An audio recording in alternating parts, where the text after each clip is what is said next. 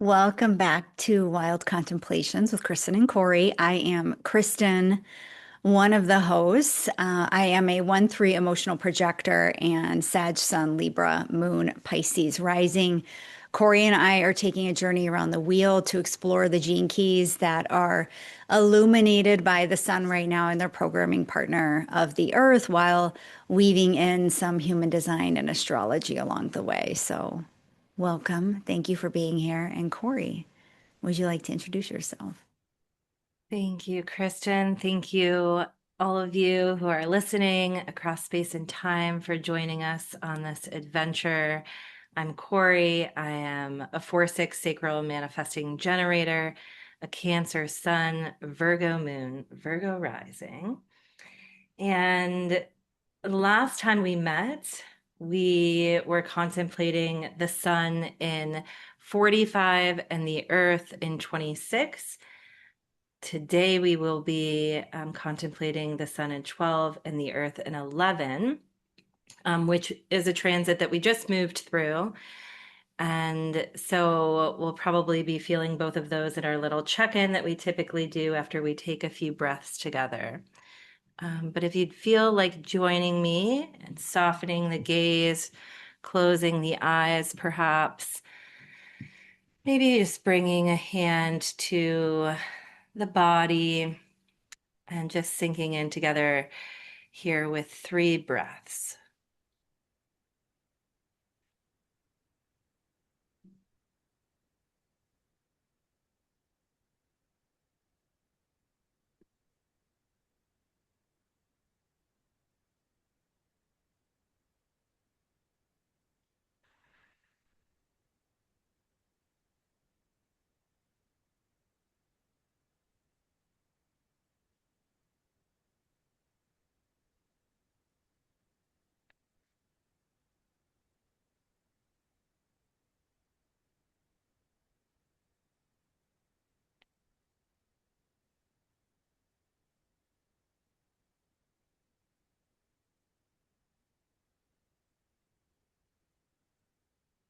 All right. So I will just share the frequency bands. It's been a little bit since we've been in the 45-26 transit, but I'll share them because we might have some stuff come up since the last time we met. 45 has the frequency bands of dominance, synergy, and communion. And the 26 has frequency bands of pride, artfulness, and invisibility. And today we'll be tuning into the sun in 12 with the frequency bands of vanity, discrimination, and purity, and the earth in 11 with the frequency bands of obscurity, idealism, and light. So we'll just do our little check-in and see, yeah, what's coming up and where this adventure takes us today. Yeah, so I am in a bit of a I guess I would say it is a liminal space. I feel yeah, very much like I'm here. Um but it's almost I actually kind of feel a little numb to the outside world. I feel like my body is present and observing, and I feel, more tuned into myself right now for sure than I do to the outside world. Um, I did just move through the transition of my kitty, and that has obviously played a huge role. It's been a week. It's played a huge role in how I've been feeling lately, like despite the frequency bands that we're moving through. And it's been a very interesting journey. Actually, the obscurity, the 11 kind of speaks to me a little bit there with this, just, coming to terms with what's here in this reality. versus what is no longer. And, these sort of, death and dying waves that we move through in life in general and how that feels, when you're sitting in that in-between space. So that's a bit how I'm feeling. And my throat is again. Yeah, we're all sitting around you though and holding space and creating like a big energetic hug. I know I am, and I feel the listeners are as well. Um, yeah, I'm also feeling in a kind of like in between liminal space as well. I'm seeing, yeah, the sort of paradox of life and like um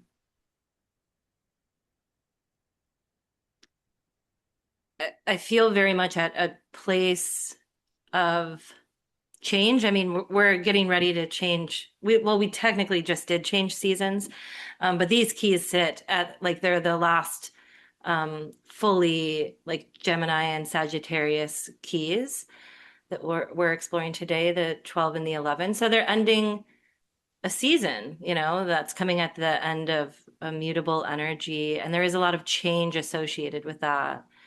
And we're getting ready to start a new one and move into like the cardinal energy. And I can feel that.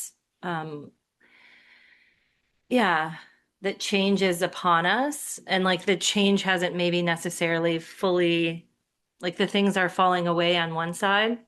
And then on the other side, like it's not super clear yet. I guess I am really feeling that obscurity as well. Like there's a bit that is veiled or shrouded um, from my mind's vision or from my ability to see. Yeah. And so it's an interesting place to be. Like my heart feels like it's opening more, and I'm feeling very present in my being. Um, but I'm also feeling like, yeah, that something's about to shift and I'm just not sure exactly what it is yet. And yeah, I think I'll share these. I'll go through these keys again because I can tell that they're really present in some of the other, um, keywords in human design and the I Ching are kind of standing out to me. So we're contemplating the sun in 12. Again, the frequency bands are vanity, discrimination, and purity. In human design, this is known as the gate of caution, and it lives in the throat center and reaches towards the emotional solar plexus. Um, it's also sometimes like archetypally known as the artist or the prophet, even.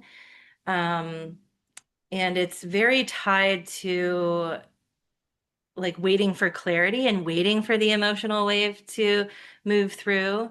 Um, and that there aren't always maybe the words to express what's happening because we kind of have to move through the wave. And I think that's maybe what I'm feeling right now. In the I Ching, this translates to stand still. And again, there is this sense of like um, slowing down and and just kind of allowing space and not getting overly caught up in like what's happening externally or in the emotions, like the highs and lows of the emotional wave and like moving from that place. Um, I also wanted to share, I wrote it down earlier because Richard describes this vanity as like the false belief that we actually exist as individuals. And it's very connected to a fear that another person can take away like our freedom or independence. And it's deeply connected at the full spectrum of its frequency to like our our connection and oneness as like love and the purity of our heart and that love that lives within each and every one of us. Um, and then we have the Earth in 11 with the frequency bands of obscurity, idealism, and light. In human design, this is the gate of ideas, and it lives in the ajna and reaches towards the throat. And I'm really feeling the energy of this one as well. Like we were just saying with the obscurity and the ideas. So this circuitry is part of the collective sensing circuitry, which is like a right brain circuitry because it's in the ajna. It's very connected to the way that we access like images and archetypes, which was, a big part of what we explore here.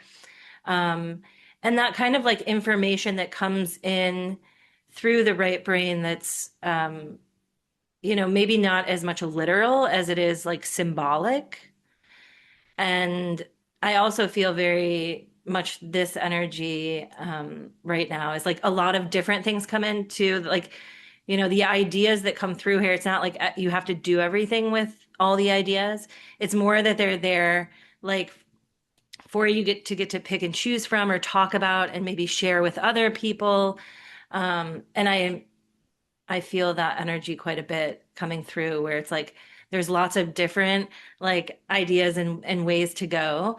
Um, but I haven't gotten clarity on like where I'm being pulled in terms of like inner authority. Um, and then in the I Ching, this hexagram translates to peace. So, yeah, I thought I would just share that and then Mm-hmm. see what's coming up for you. I definitely feel this a slowing down, which if you've been with us, Cori and I have been talking about it pretty much in every episode. But the interesting thing I feel about it is that yes, I feel this slowing down, but I feel like it's almost to give space to the world to catch up to us. And that in that slowing down, we will actually see more happening because it's like we align with that world that's trying to catch up with us, right? Um, the other piece I was feeling was really this, very interesting space of holding both, right? Of holding, um, this. I'm not. I'm not really sure, like where this week is headed, even. And yet, I still hold this clarity of like some of the things that I want to do or accomplish this week, for example, or it's like I'm holding this clarity and also this unknowing of where things are headed. And it's this real invitation to blur the lines and not be so, yeah, like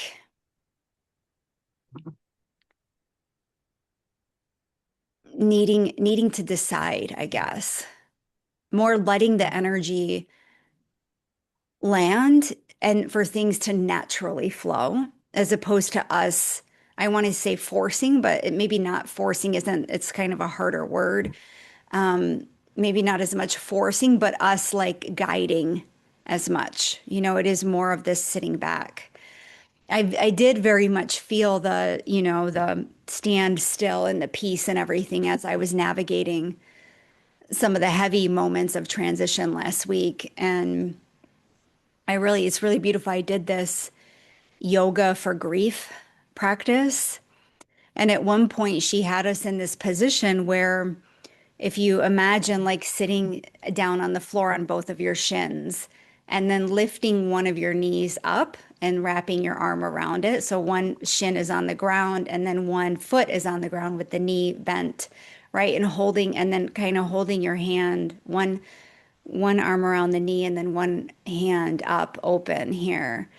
And she described that it was this feeling or this expression of fearlessness and this this like statement of I'm willing to face it. Right. And that's like, to me, that's this like, it's a representation of surrender. And I've been doing a lot of that in this last week. A lot of this just, I said to Cori before we started recording, I am wanting to face the grief, not hide from it, not find things to do to escape it. I'm being with it. I'm stopping in the middle of the kitchen and what I'm doing and just crying and like I'm just letting the energy move. Yeah, and I can still again feel it in my throat. And I guess I say that because I don't know, maybe that's the just the vulnerability of me sharing what I'm going through, but I think that that there's some things in the grief world that I don't hear talked about enough. Like I was saying to Cori that, when people were checking on me and how are you? And I would just say to them, I don't have an answer for that, right? I'm in this space of confusion of so many different emotions. I don't know how to answer the question because there's not a single emotion that's sitting with me right now. And I'm not going to say I'm good, I'm okay, I'm whatever, right? I'm just giving space to that blur, that blur. And it's okay. I don't have to have it mean one thing or another, especially to an answer to someone else. Cori sent me the best message, actually. She offered to send me snacks. And that was a really nice message to receive. But yeah, it's been very, very interesting to witness myself in this space. And I haven't quite gotten to the like it's been for me, it's been more about Harley, which in all, it would wrap into me as well. But like, what is my identity that is falling away? And it certainly does feel like a huge part of me is gone now, and so what is left, right? So there is this space of rebirth that is happening, death and rebirth. And I don't know what that looks like yet. And that's okay. And yet I have some of that clarity, right? Of some of the things that I'm doing as I'm moving forward, but I'm holding both. I'm holding the polarity.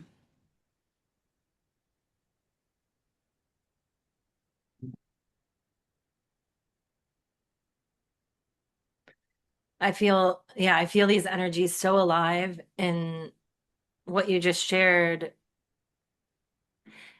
It's like they're an invitation to let it all in. And again, to kind of have that higher ideal or that like ideal that we know this is the thing that we're moving in that direction, but we don't know, not getting too caught up in what that looks like or how that's going to happen, but just knowing that, like you said, you have some clarity around the things you want to do or, the visions that you have. But it's like, it doesn't necessarily mean that it needs to look a certain way. And I think that that is really the gift of that we're talking about in this 11 and in the 12 too, right? It's like kind of loosening the expectations because I think he really does describe like the obscurity being when we get caught up in an expectation of like, oh, this is what it has to look like. And I think that can be said for so many things. The grief process, the day to day, like the building a business, sharing our gifts with the world. It can start to feel like, oh, well, this is how I've seen it done, or this is what they say it looks like, and then it should look like this. But actually, that's just, again, the kind of conditioning of the mind and the sort of harsh boundaries that it's creating to, yeah, want to organize things in a way. And if we really look at this 11 being more in the right brain, it's it's a yeah, it's an energy that speaks much more to like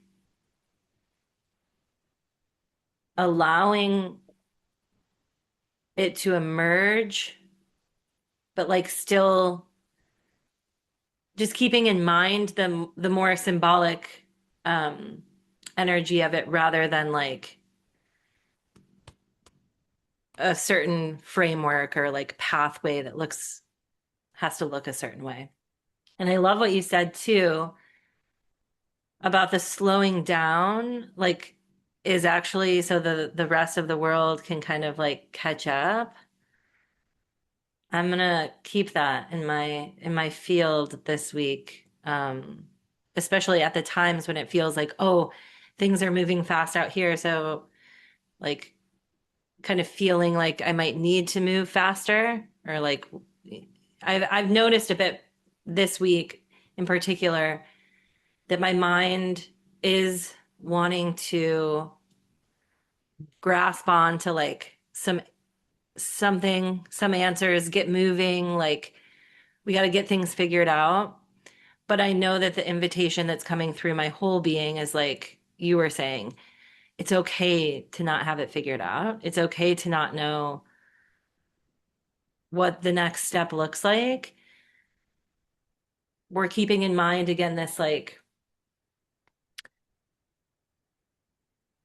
I guess more of a feeling is what I have of like this is what I'm creating. This is what I want to feel like. And the kind of journey along the way will make itself clear as I'm meant to like move. And I've always said on here before, like when I know that I'm meant to move, I know it. But it's like in the in between, sometimes my mind gets confused and is like, should we be doing something yet? Um, so yeah, I do really feel with these like just a opening of the heart, like an expansion in the heart, and to us like with the light, this full spectrum, this acidic frequency of the 11, it's like the pure light of consciousness. It's not just like, oh, light. And, you could say that these two are light and love, but they're not like this like fluffy thing. They're not like this, like, oh, everything's just wonderful.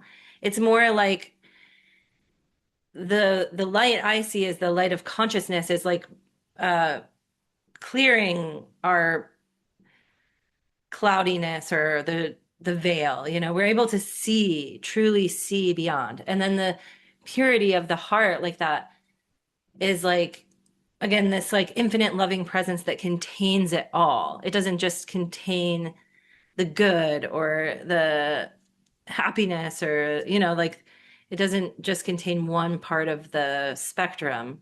It contains the entirety of it. And also he shares too, like in the 12, I wrote it down, so I'm going to look at it here. And I feel this fully in my being. Um, he says, we're all here for love. There is no other reason for existence. And like, I can feel it in my bones. Like, I know that that is what I'm here for, is like to just remember again, this like infinite loving presence that is all of it and is here to just experience life and like allow it to move through me and open up my heart to it and not close myself off from, again, the extremes of it. Um, and then with the 12, he's like, let love sing through you. It comes from the throat. It's like letting the love out, and that you're even talking about kind of feeling the tightness in the throat when we do start to share about that love, that it's like almost feels like too much or something, sometimes. Um, but the 12 is so much, I think, about,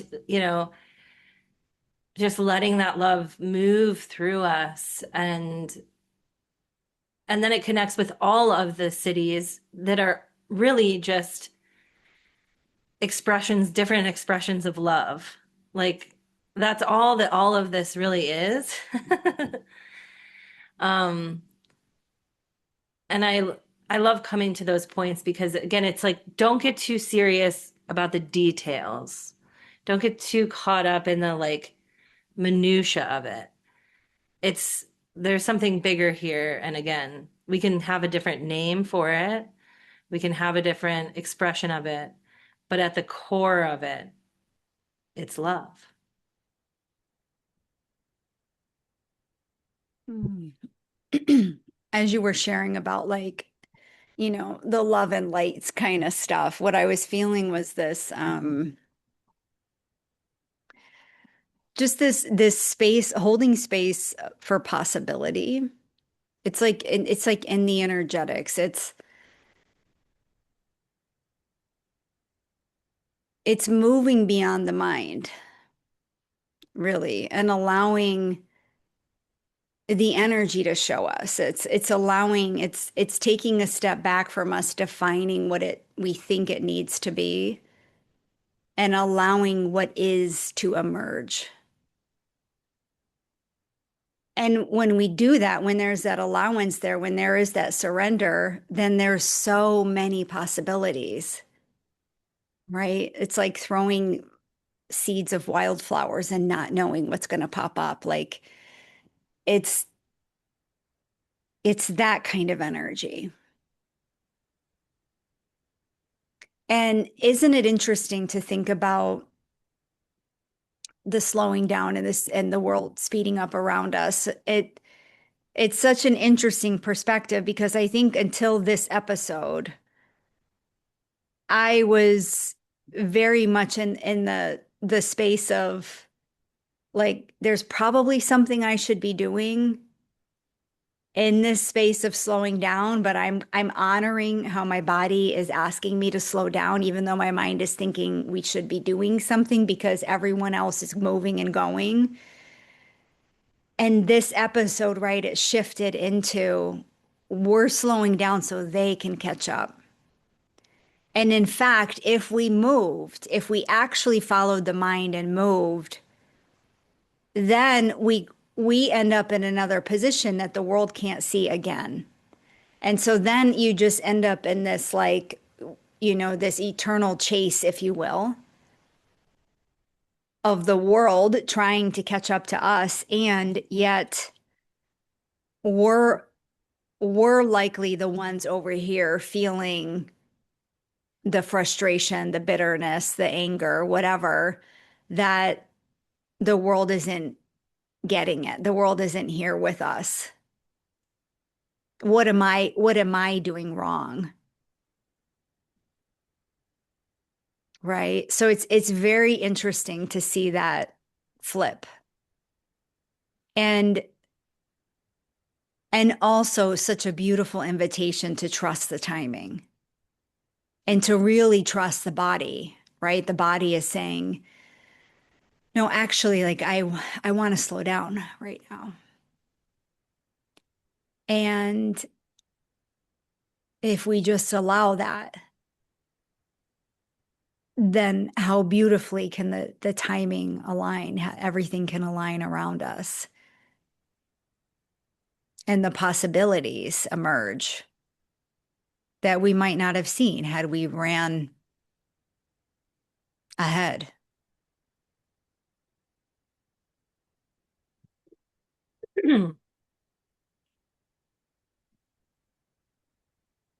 Wow.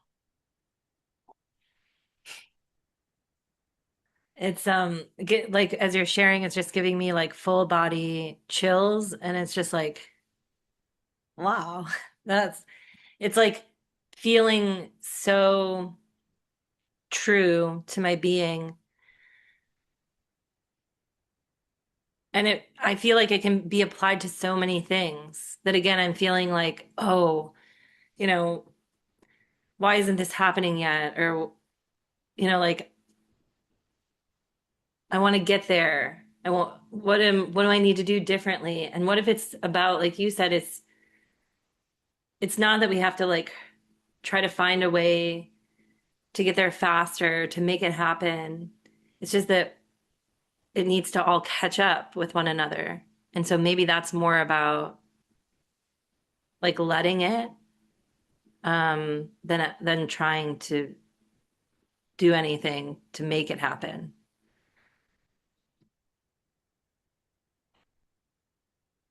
And it just like I feel like a lightning on the shoulders and in the body. That's like, oh yeah, we don't have to be like, I guess it just feels like running in this like wheel, like where you're just never catching up to anything because like you said, it's if it's really about waiting for something to make its way to you to catch up to you, but you keep running or you keep moving, then there's always going to be that miss. Mhm. And I even was thinking earlier when I was tuning into the 11 and listening to some of what Richard was sharing. Um, I was also seeing how some of like over the last few weeks, what's been coming up for me is I've had some like long held visions and dreams. I think I talked about it the last episode, but they were coming up for me. They've been in my field for like years, if not close to a decade or more. And there's this feeling of like, so is this the wrong dream? Is this the wrong vision? Why is this not happening? And in Richard's contemplation of the 11, again, he talks about this as like, don't get too caught up in the literal, like, in making whatever the vision or dream is literal. He shares about how he received like some information and it was again intended to be much more symbolic, but for a long time he was focused on like, oh, this is what this means. And I'm realizing that those visions and dreams that I had, that I was doing a similar thing because they were like, they came to me and they felt very much like, this is something that I'm meant to be doing. And it felt very specific. But now I realize that it was coming to be more symbolic and that there's so many ways that I can do that that again don't have to look this one way. So, wow. Yeah, thanks for bringing this profound insight into our conversation today. Yeah, it's interesting. I mean, I just felt it when you were sharing about the frequency bands, I think it was, but um, as someone who like I consider myself a visionary, when we think about it's so interesting actually. I was at the New York State Yoga Festival recently, and I did a reading, an intuitive reading for a 12-year-old kid. And I saw such big visionary inventor things for him. And one of the things I remember saying to him is, what do people say about the inventors when they're in it? Like when they're doing all the inventions and exploring, and this is failing and this is catching on fire, but I'm going to try it this way. And what do people say about them? And he said that they're crazy. And I said, yeah. And I said to him, you're going to have to feel that resistance, but keep moving because you have that energy in you. You have this inventor, like you're gonna come up with new ways of doing things. And he said to me, I see this now. I bring up ideas that I have to my family and my friends, and they're like, "What?" And they just don't understand it. And I said, and they won't, they might not, and that's okay, right? So it's so interesting, right, that we think we're the ones that are behind, you know? I need to change something so that other people will see. No. How often do I get, a question of explaining the work that I do and somebody says to me, what exactly does that mean? What does it mean if you're tuning into the superconscious? What does that mean? Right? But we never think that we're ahead, not to make it, like there's any kind of segregation here. It's just that my journey has brought me to this awareness, and not like everybody goes through that at different times in their life. And the reality is there is a lot more of the world right now who's not in that awareness, right? And so the faster we move, the more that we unveil, the farther and farther away of understanding we become. And not that that's a bad thing, right? Like inventors, visionaries, go run in your land. However, if we're here to commune, to bring the people along, to share our wisdom, to share what we've learned, then there does have to be this dance. That I'm not, I like this is a realization for me in the moment because all I want to do is keep running in Kristin land. And I don't slow down enough often to share what I'm realizing, what I'm learning.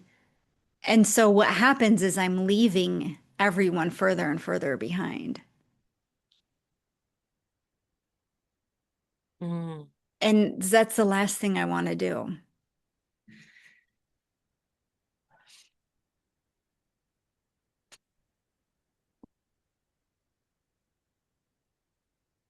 Yeah, this is too like that separation that you feel in the 12, like the keeping the distance, right? Like keep running away when we really want to connect, and open our hearts, but it's like, yeah, when we get in that imbalance where we're just really running it more through the mind, I think it's like, well, we got to keep going, you know?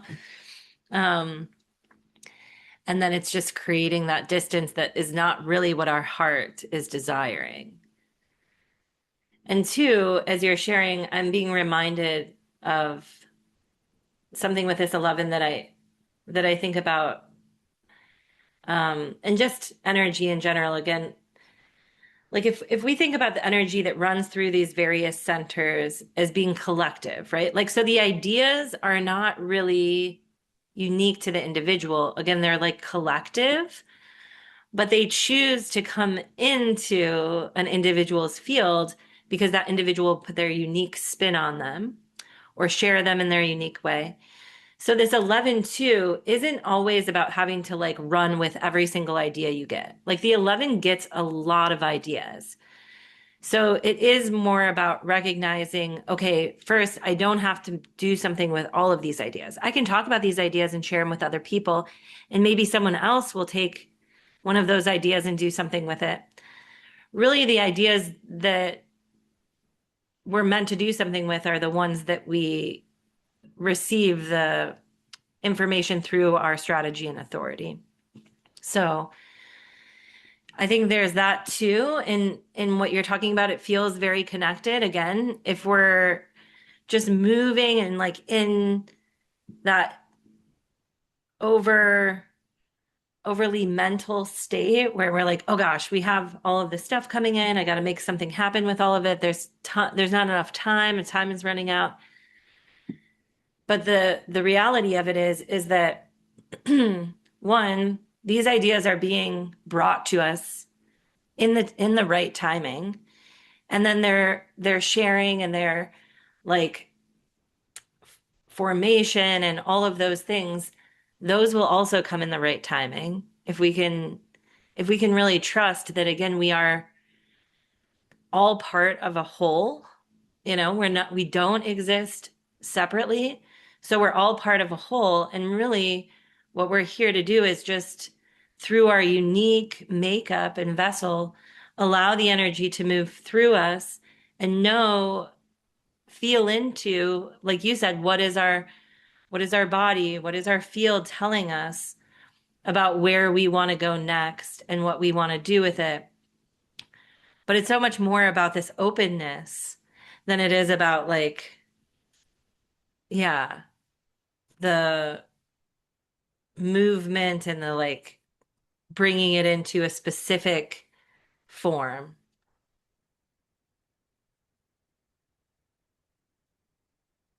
Yeah. So what do we do in the waiting? What do Have we ourselves do? some fun. Have a good time, I think. Like enjoy it, you know? When I think of, yeah, like the word waiting sometimes is like brings up like, oh gosh, I gotta wait. But again, it's probably not even really waiting. It just seems like that to our mind, you know? But if we do think about time as not really being linear, then it's actually not really waiting. And I'm just thinking about myself in the ways that I feel like I'm waiting for certain things. Oh, well, when this happens, then this can happen. And all of those, like, again, the conditions of the mind that we think that for this to happen, like, I can't really do anything until this happens or something. But the reality is that we can bring those things into our field right now without if we don't get too attached to the thing, if it's less about it having to look a certain way and more about it feeling a certain way, then we can work and dance with that um, in this moment right now. And two, if it all comes back to love, right? Like that's always available to us. It's everything. So again, if we don't get too focused on it being just looking one certain way or being one certain thing, then like you were saying, the possibilities start to really open up. And then we're not and not necessarily waiting on anything. And then that's when usually, at least in my experience, when the stuff actually catches up, drops in, whatever we want to call it, when the timelines, match up. Mhm. Yeah, for some reason it has me thinking about waiting in line for a ride, like at Universal Studios. And you roll up and you're like, the wait time is 50 minutes, and you're like, fuck, 50 minutes. Yeah. But the way that you pass that time, right, is there's such a difference between being in line and checking your watch every minute to see how much time is left. And, maybe just enjoying conversation with the person that you're with, or, watching the ride videos that are there, exploring the little setups that they have, and just getting lost in the moment. And then when you can like see, when you turn that corner, you can see like a little bit of the ride, and it gets like all exciting. And at that point for me, I mean, it could be 20 minutes till you get to the ride, but I can see the ride and I'm like super fucking excited about it now. And where am I going to sit? And I can't wait to explore this ride. But yeah, what a difference. And like something as simple as that if I think about applying that to my everyday life, you know, um, how much more fun it would be, as opposed for me just waiting for the things that I think I want to show up in my life. But, on that note, there's a lot of, honestly, what I've been doing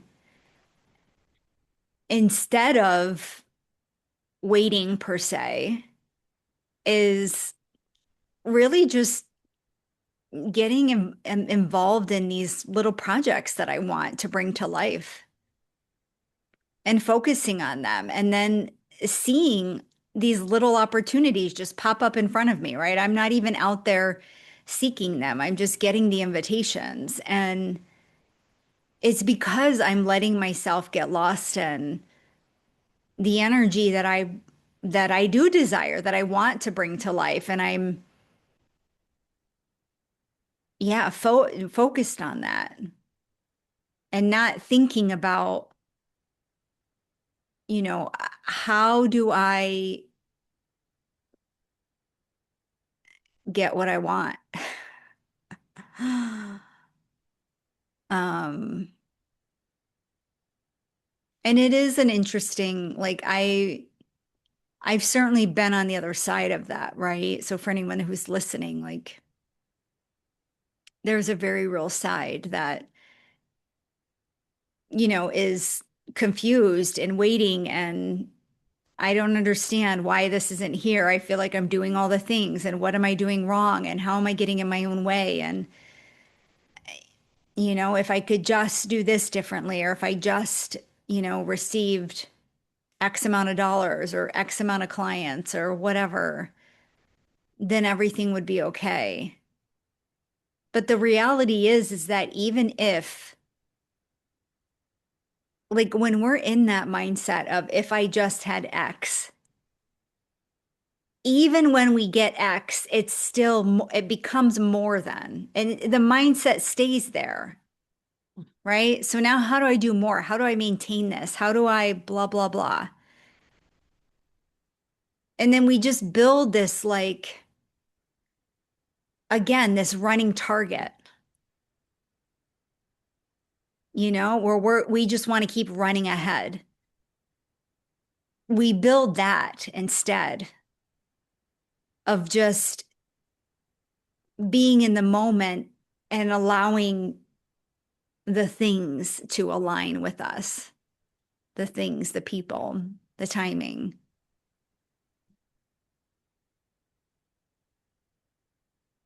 There's a real art to that. It's not an easy process, right? So if any of you are feeling this right now, I mean, I'd love to hear. I'd love to talk about that. I'd love to hear what you're facing.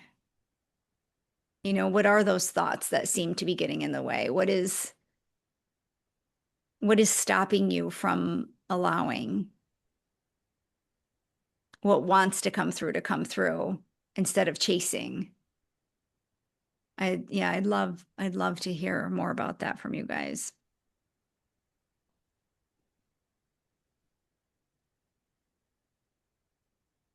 Yeah, I would love it too.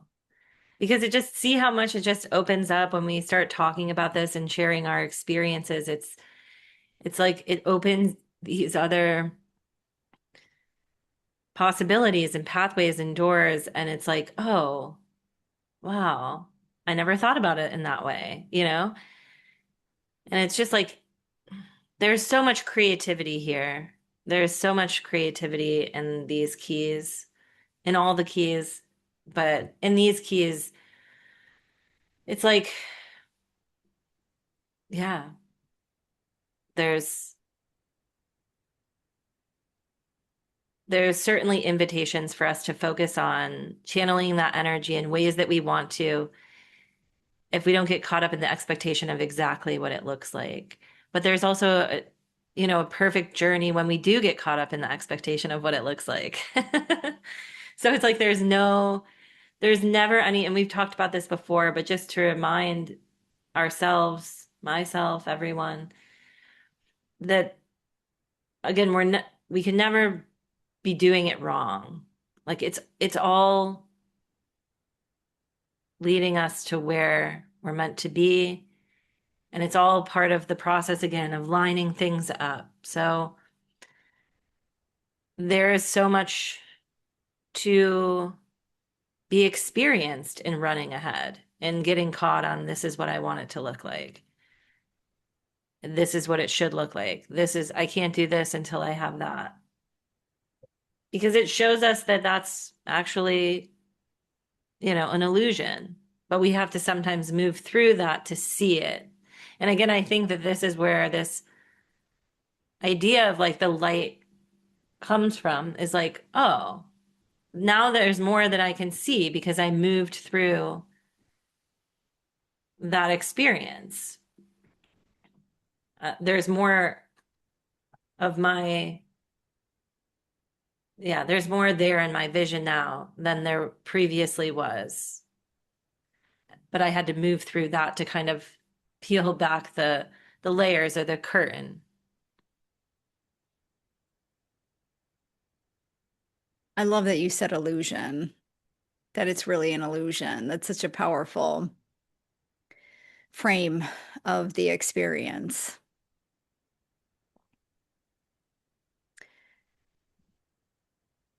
Oh, yeah. How are you feeling in terms of completion with this topic? Yeah, I think I'm feeling pretty good. I think, yeah, it really connects to this piece that is talked about in the 12 too. Again, if we're not separate from anything, then so much of what we come up against, the things that we think are problems and issues, again, are just an illusion that's being created by our mind and by the way that we're viewing and experiencing the world. And it's just there to invite us into a Mhm. more complete picture of what's actually happening. And that's kind of, I think, loops it back to what you were sharing at the beginning, like the reality of Mhm. what is here. And the obscurity that we perceive. Yeah. Um, How are you? yeah. I mean, this feels really good. Were you going to ask me something? I was just wondering how you were feeling, if you were feeling complete, but you were answering it anyways. Yeah, I do. I feel like really just allowing this to integrate and something that I have been personally giving myself more time and space to really sit in some of my deeper healing work again, which I always do like a little pieces of every day, but I'm really giving myself like I've put like 90-minute blocks on my calendar twice a week to really just sit and tune in and heal and all the things. And that's what I'm feeling called to do right now. And I really want to sit more in this energy and amplify this energy of what I am creating. and letting myself just be there and amplify that and really anchor into that and trusting and knowing that the world will align around me. So, yeah, I feel complete.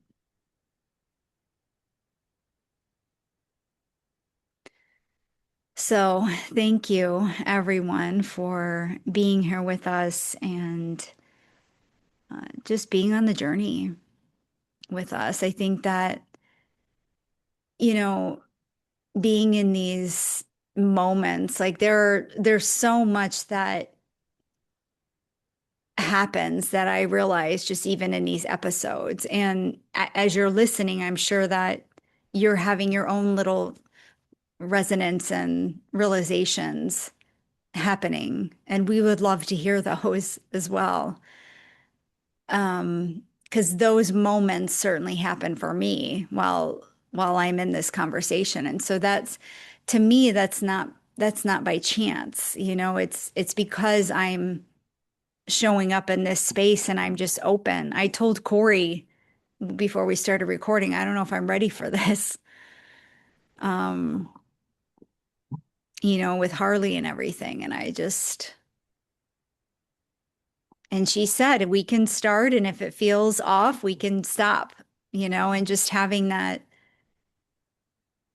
space feels really good to me.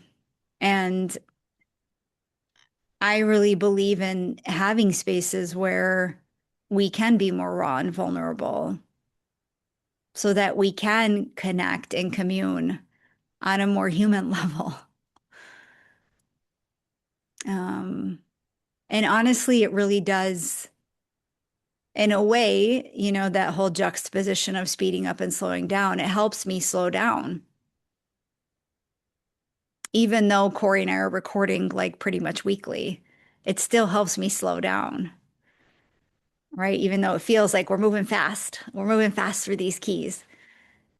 Um, so yeah, thank you all for being here, for your presence. Cori, thank you for being here with me. Thank you, Kristin, for being here with me. Love you so much. I love you too.